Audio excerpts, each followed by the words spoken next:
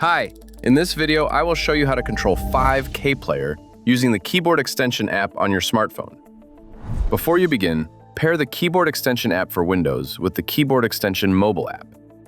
When you open 5KPlayer on your Windows PC, the corresponding widget will automatically turn on your smartphone.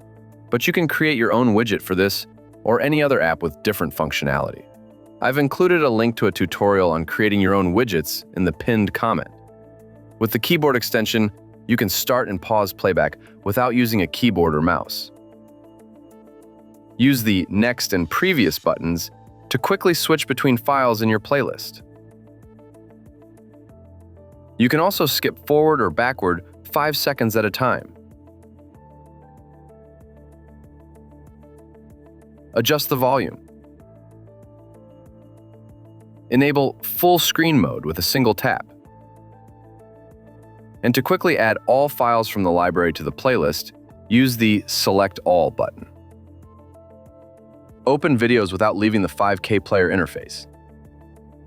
The Quit button closes pop-up windows and can also close 5KPlayer itself. You can open an audio file in the same way, or play a DVD. You also have the option to quickly access the player settings. Improve your interaction with 5KPlayer using keyboard extension.